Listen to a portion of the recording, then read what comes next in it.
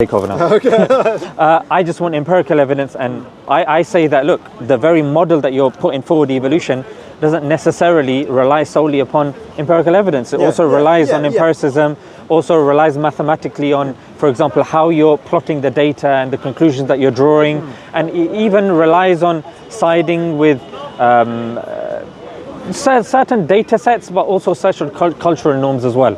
So when you kind of take all these things into consideration, I say that, look, when a person comes and says, I want empirical evidence, I just want to break that that assumption of science, that we don't necessarily rely like Big Bang.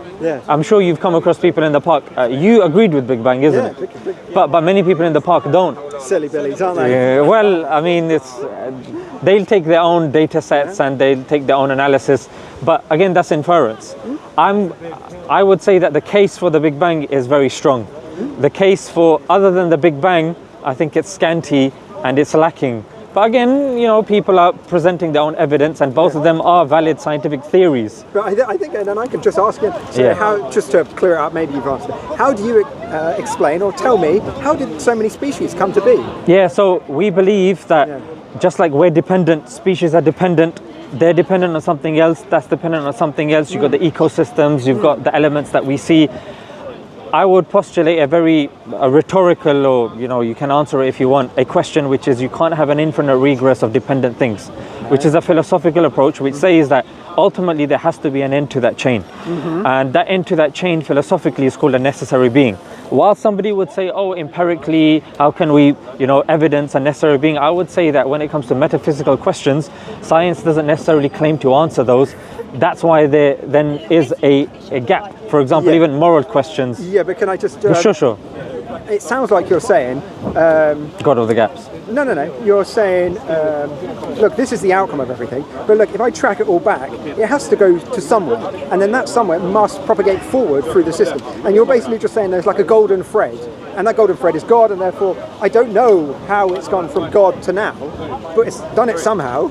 And isn't that amazing? Yeah, so, but that isn't quite as good as saying, I understand profound dynamics of the universe, I can write them down, codify them, I can explain how this came into being, I can try and track it with imperial evidence. Do you see, like, I think you're just doing a philosophical argument.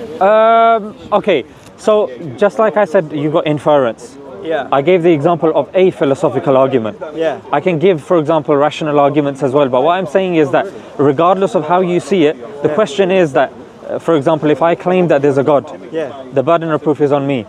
If you claim that there is no God, you're an atheist, you're taking a hardcore stance, then the burden of proof is on you. So coming back to my burden of proof, I gave you the philosophical argument, which was the contingency argument, that you can't have an infinite regress of dependent things, and which is one aspect of the argument. But then I would then use logic and rationality to then give characteristics to this necessary existence. Yeah, but then also to add in that if we then also claim that there is, a God, but then there is a book as well, there is a prophet. Yeah, but can I? Go ahead. Say something? It sounds like your argument is this. Let's say I go home and someone goes, oh look, there's a dog here, and I go, oh, where did the dog come from? And I want to know, like, oh, we bought it from the shop around the corner and we drove it home. But instead of giving me that answer, they say, well, everything is contingent on the prior situation, and therefore if we go far enough back, there must be a base level necessary being. That's not the question I'm asking about how did that dog come to be in my house, is it? I want to know where it came from, as in round the corner from the shop, someone drove it in a car. No, there's different answers. I get it, but what you're using is a linguistic a double meaning here. For example, where did the dog come from? You're not saying where was the dog, where has it existed from? You're asking in terms of our contemporary English language, you're saying like where was it bought from? But you used something else. However, when it comes to human being, we're not asking, oh, where have we been bought from? We're asking a very simple question, where did we emerge from? There's a difference here. That's why there's a disanalogy. So here, if we're talking about emergence of human beings rather than placement of a dog, that's why I think it's a bit of a disanalogy. I agree. We're somewhat talking past each other. But I just... why I like evolution very much. Can I just attempt to answer your question? So what's the question? So, or your point, which is that just like if a dog was at home and someone's asking how is it there, what you're saying is, why not give the simplest explanation, the most logical explanation? But I would argue that the nuts and bolts of the situation. yeah, but what I would argue is, when you're saying that this is a simple explanation, that over millions and billions of years, unconscious, unguided, materialistic, mindless forces have been coming together, probability upon probability upon probability, and they have created human beings that have the capacity to dream, to think, to feel, and this all happened because of a cosmic incident. How did that happen? That either happened by chance or by itself. I would say that this actually seems like a more plausible answer, which indeed does require a body of evidence. But I'm saying, and I can evidence this, that my body of evidence is actually more convincing. Has it stopped? Yeah, I think so. Yeah. That it's more logical and more convincing than saying that, over millions and billions of years, this has just happened by itself over time, by forces that we are giving. No way, I totally disagree. That's why I'm trying to reiterate. Sure. That theory that you just spoke about is so brilliant at explaining our existence here. Like, it's so elegant and powerful that it must speak to then larger questions of like, what are we doing here? Where did we originate from? But when, well, we do have the nuts and bolts of the mechanics, like, which is that forces created everything. Yeah, but like it's way more detailed than that, because like they understand how like the cell somewhat must have reasonable paths that it must have come to be, like creating a cell wall, another cell must have come in, not got digested, been part of it, a symbiotic relationship. They understand the structures of moving proteins around cells. They understand like RNA and DNA, the replication process. Like, this is fundamental cell mechanics, yeah? That's profoundly You're using very interesting. human terms, which is moving, placing, relationship. And that's why I'm saying, and this is what my question to you last time was, that what you're doing is you're taking something which is abstract and you're giving it concrete principles. For example, it's the other way around, where the concreteness is the observation of birds, trees, plants, I'll give you an us. example, like gravity. Like Stephen Hawking said, that gravity created everything, I don't know if you agree with that, but certainly you believe that forces created everything. Yeah, I said as much. Yeah, so what I'm saying is that creating is something that is, it comes from something that's conscious. Not necessarily. Can you give me an example of something that creates something that's unconscious? Yeah. Sure.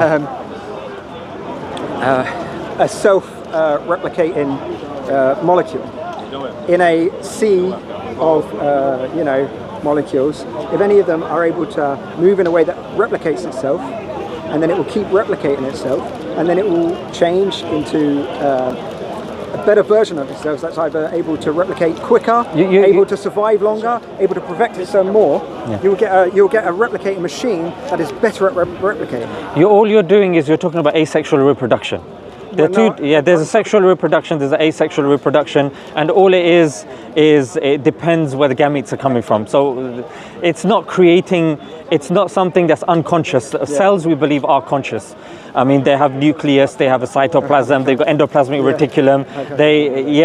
There's decisions that are being made through the mind, which is called the nucleus, which is the head of the cell. I wouldn't use this language you believe to it's explain that situation. how would you believe It's incredibly mechanistic.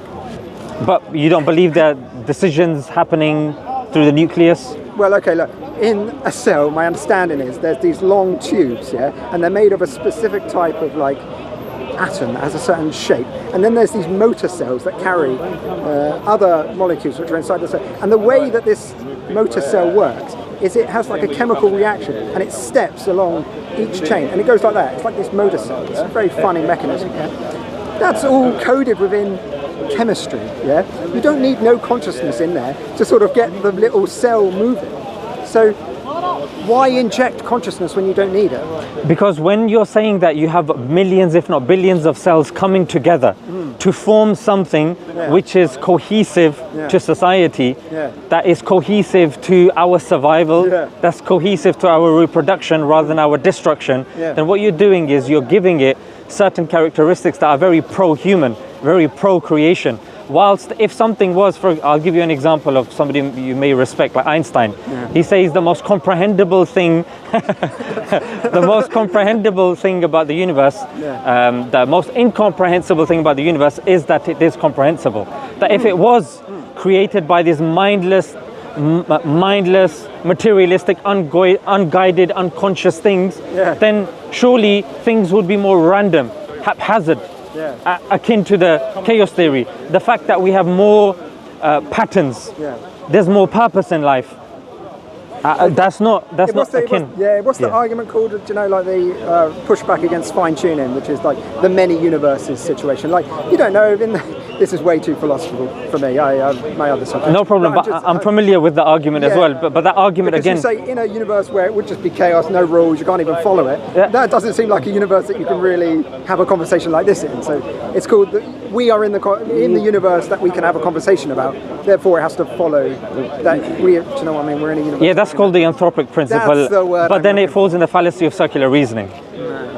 It does, because what you're saying is you're assuming again that the universe has been created for human beings. No. It does. I'm saying you're saying if it wasn't for us being here, we wouldn't have been able to observe the fine tuning. Therefore, the fine tuning took place. For example, if I'm at home eating, cakes and ruining someone's birthday party, they're like, "Why are you here?" Oh, well, if you guys weren't here, then you wouldn't have observed me eating this. That doesn't explain why I'm eating the cake and ruining the birthday party. No, it's the other way around, isn't it? Like, let's say there's a billion different universes with all different types of... With no evidence. Yeah, no evidence. Well, isn't there some like... There's no evidence for the multiverse theory. No, only Marvel brings it up. And he's called Doctor Strange for a reason. No, like empirical evidence, but like frameworks and theories. Empirical evidence, philosophical evidence, like possible worlds, which again religious people posit, but we get accused of. But let's just say you can't explain one universe. Yeah. How is extrapolating that to unlimited amount of universe going to solve the problem? Well, no. I was just, what do you call it, anthropic principle, isn't it? I was going to say how I don't think that is circular. I think that the idea, let's say there's a billion universes, all with different rules, in like, they all fail, they keep breaking down, they're just chaos and nonsense shit. We can't exist in that, but we do exist in one of them, You wouldn't then look back and say, oh, isn't it a miracle that we exist in this one? No, you couldn't have existed in the other one, so this couldn't have existed. But Jamie, are you positing some sort of new theory now, which is the natural selection of universes? Well, I've got no worries about that. I'm straying again into a territory that I don't really know. But physics. No, well, it's more like it's way outside of our actual window, I think. But now that we've delved into that and tinkered with that, the thing that I discussed last time was when you talk about chance and when you talk about forces, these are things that are unconscious and unguided. For example, forces, all they do is they describe things. They don't have creative processes. I'll give you an example. Like the law of arithmetic. I may have money in my bank account. I may use the law of arithmetic to explain that, but the law of arithmetic will not create money in my bank account. Believe me, I've tried. Just having a law. I gave you an example where, let's say, this is a very classic example. Back in the day, you've got the ocean of molecules, Some molecules come together in a certain form. That form allowed it to replicate that molecular shape, And then some of them got better at replicating that. There's a presupposition there, though, that you've missed out, which is you've got something which is unconscious giving right to conscious matter. No, where did that come from? I was sitting in my room one day and I had this toy and it had like balls and they're all magnetic, and I was just pissing about with them. They were on my desk and there was like a string of one of them, a string of three of them, a string of four of them. I realized if I threw the ball along, it would sort of go and all the magnets would go like that. And I thought, oh, that's random. Look, if I had like a massive table of different shapes of magnets and I threw one magnet, it would go, do you know what I mean? Let's say in one of the times that I did it, it turned into a shape. And then it went along another and it broke in part, but they were similar. That one went off and then it broke in part again. That's a replicating magnetic system. I got you. And then you keep doing that system through this thing. And you start thinking, oh shit, look, one of them is building this wall around itself. And now it's replicating like this. That is a force-driven, creative outcome. I disagree. Not force-driven, person-driven. Because there's a person that initially rolled the magnet to begin with. I'll do the famous... the prime mover. You are the prime mover. I'll do the famous argument, which is, give me one miracle and I'll explain the rest. Which I don't mind doing, which is, look, at the very, like t plus one. But I'm not going to give you that first miracle, Well, though. that's how I'm going to exist, which is just straight after the Big Bang. So you're relying on me giving you that first miracle in order for you to make your argument. I mean, like, if you grant that, I'll show you. But I'm not. I don't want to grant you that because I think that's a very important path to discussion. Which, if granted, I think then it's just it just comes across lazy. So one is you've got the person rolling the magnet to begin with. Number two, you've got somebody that has all of these magnets in place. Yeah, but you don't have plastic. There's not wood. They're not just dead objects like graphite or Ethereum or whatever it is, like even things that are abstract. Yeah. You've got things with properties that have been put in place. You've rolled the ball in such a way that it's going past them. You have an intention in mind. You've willed something. And all I'm saying is that if you've got all of these molecules and everything coming in place, you've got clearly creatures that have design in them. You've got even the staunchest of atheists like Richard Dawkins saying, you know what, the design argument is, in fact, he says the fine-tuning argument is the most convincing to him, even though he doesn't believe in God. Then you've got Fred Hoyle saying the fine-tuning of, say, the carbon atoms coming together. For a person to say, you know what, it's just one coincidence after another coincidence after, there comes a time, for example, if there's a coin, heads and tails, I flip it, I get heads. And again. But Jamie, if I'm standing here and it's the 500th time I'm getting a heads, you're more within your right to say, you know what, we have to check the coin out. You know what I mean? Like it's getting ridiculous now. Do you think that's an accurate description of the current universe that we're in? I definitely do think so. There was some sort of influence that made it kept going towards a specific type of outcome. Is that what you're positing? I'll give you an example. Carbon is the building block of life. Yeah. In order for carbon to form, you need 3 helium molecules. Those 3 helium molecules, 8? No, 3. Okay. Yeah, so 3 helium molecules create 1 carbon, and they need to be within 1% of the nuclear ground state energy for even carbon to form. You go and you look at even, for example, the distance of the sun and the earth. It has to be within 2%. It's called the Goldilocks zone. Yeah, if it's too far, we freeze. If it's too close, we burn. You may say that's still a coincidence. I say even if you look at the atom of the 2 forces within the atom, the electromagnetic force and nuclear strong force, they have to be within 1 over 10 to the power 16. Yeah, this is the fine-tuning argument. But then you might go further and you might say, but I would say at the beginning of the universe, it had to be within 1 over 10 to the power 50. Yeah. Actually, let's say, sure, this is fine-tuning. So what I'm saying is the reason why I'm saying that, the example that I gave of a heads, I would fine-tune that even more, pardon the pun, is I would say if I flick it, and it lands on its side once. Brilliant. And then I flip it, it lands on its side again. And then I flip it, it lands on its side again. Like so 50 times. A person will go, you know what? This is getting like ridiculous now. So let me reinterpret your argument, So you're saying there was this God chap, and he was there and he went hocus pocus, let me derive a universe into being. I'm going to make it with all these rules and regulations at the beginning, and oh, look at that, it's worked out. And then did he just run the system from do you know what I mean, time zero, and he just ran the system forward? So if or you did look, he intervene along the way? So that's what I'm saying. That's what my initial argument was, that we depend upon something that depends on something else. So every creation that you see ultimately depends on God. So the involvement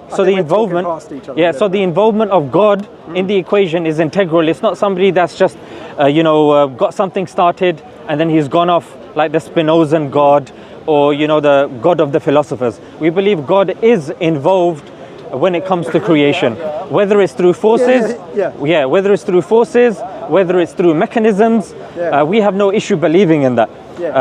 Just to try and ask a question, how much is his influence? Let's say, I'm not really sure with the formulas of physics, but I think one of them is F equals ma, force equals mass times acceleration, and it describes like a Newtonian way that things move, Can God interfere with that law just like at any sort of time? Like 2,000 years ago, he said, "Oh, look, I need this cannonball to sort of have a bit more power." Does he engage in that sort of manner? No, because there's an assumption here that God didn't know that he would change his mind later on in the future. We believe God is all-knowing, so he knows what he would do. Guy. There's no need. Yeah. Well, that's the all-knowing. That's the perks of being all-knowing. You're clever, isn't it? So then God, that's what happens, that in the future we don't believe that God changes his mind. Yeah. We believe he's all-knowing. However, coming back to the point, we believe God is a creator of mechanisms, and these are all mechanisms.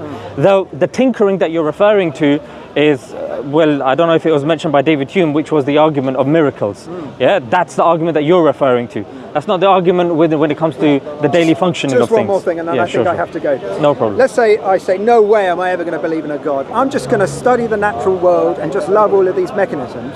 Am I just learning about God through a different path? You're learning about the product of God. Yeah, I just do that for my whole life. Is that a good life? I'll give you an example. It's like it's not, apparently. It's not, because I'll maybe challenge the rock and roll man. maybe challenge these. Don't get too excited too quickly. It's like me giving you a gift, yeah, and you take the gift, yeah. And then I give you another gift. Maybe it's the latest iPhone, then it's the latest PlayStation, it's GTA 6, pre-release. Yeah, it's come out. And I give you. Yeah. You don't say thank you. You say, you know what? I'm just going to appreciate the game. Yeah. So I would say that's ungratefulness, because what you're doing is you're excluding the person or the individual giving you the thing. Yeah. And an example could be your heart that beats 100,000 times a day. Yeah. You take it, you're like, you know what? I appreciate my heart, which is good. I think it's a good start. Yeah. And to be honest, I don't think, and I don't close the book on yourself, I don't think you should either, that maybe tomorrow you may come across a certain understanding, or you may view things in a different way, and you may change your approach. You may say, you know what, this is starting to make more sense. For some people, Jamie, you know what it is? It's experience. Yeah. For some people, it's just, you know what, maybe I was too emotionally charged when it came to, I'm not saying you are, maybe I was too emotionally charged with that bit, maybe my knowledge of physics lacked with that bit, but what I'm saying is that if you logically think about the options that we have, when you see the amount of design, the amount of complexity, the amount of purpose that you see around you, even in yourself, and you conclude, you know what, it came by chance. It came by itself. I think that's a misrepresentation of the argument, but I think we've got to cut it there. But what it is what you're saying is, you extrapolated that further by saying, you know what, one molecule coming together in a certain place, which is chance, then another... But chance undermines the description of the process. Chance. How would you describe it? Chance invokes this idea like it's just a whim, just like anything can happen. Isn't that what it is? No, it's not that at all. It's a description of like... You're giving agency to chance, which is a concrete principle. No. It's like saying... It's a fallacy of reification. It's like saying... It just gets, I don't know if this works, but it's like, oh, he chanced to get onto whatever bus that was around in London. No, you got onto there's a specificity. Yeah, to this situation. It seems like you're just hand waving when you say chance. As in, like, do you see how airy that term is? When that. But listen to what you're saying, though. Many of the things that I've described. You're saying there is a mind behind the chance. No, I'm not. I'm saying there is a shape to these molecules, a specific shape. There is a reason why carbon is the backbone of everything that is built upon in our zone. Yeah, there's an order to it that is like. But order and purpose comes from a conscious being with will, with power. How can it come from something which itself is unguided, materialistic? You know what I mean? Well, I'll give you one example then. Let's say, so I have no idea of what happened before the universe, I don't even understand, but let's say universes come out into existence like this. There's just trillions and trillions of universe. They all have different numbers in their starting states. Fine-tuning, isn't it? One of them has the numbers that we currently experience. These numbers exploded, energy turned into matter at the what's it called, the periodic table, with the atomic forces and the electron and the neutron and proton, and these shapes were able to bind in these specific How convenient. ways. Like incredibly convenient, but remember, millions and trillions of universes are coming into existence every moment. No, but again, you're assuming the fact that there is a multiverse. There is no multiverse. There's no evidence to suggest that. as I've said to you before, if you try and talk before this universe, even that sentence doesn't make sense, because before the universe and time and everything. Remember my position was you can't speak outside of that. So I'm just saying, look, from this universe... You can't speak outside of it, but you can infer, though. No, I don't think so. I think everything breaks down. Anyway, no, but you think, though, isn't it? Which is good. What you're doing is you're inferring. Because you don't know. You're inferring that it breaks down. I'm inferring that it's not. We bring our cases forward and then we see what makes the most sense. That's how it's called inference to the best explanation. We're not claiming that this is fact, what happened before and this is that. We're saying that, okay, this seems to make the most sense. You're saying, no, the multiverse is there. We're saying, okay, no problem. Let's falsify it. What's the evidence for that? Is there any evidence for the multiverse? As I said, I don't think it's empirical evidence. I think it's an outcrop of another theory that has reliable... So you believe it's a hypothesis? Yeah. Or it's like one interpretation of a certain set of data that we picked up. I think we still talk past each other a little bit, but it was good. It's always nice to have these conversations, I've got another thing. I started listening to the Quran a little bit, and I've got a contentious topic that I won't bring up now, but I'll come back to you eventually. Sure, fantastic. You're very pleasant mannered. Thank you. I think we can have a good conversation. Likewise. Anyway, Thank you. Everyone. I'll take that. Cheers. Thanks. One day he will wake up and Maybe say, I'll "What?" wake up. Yeah, I'll set the alarm.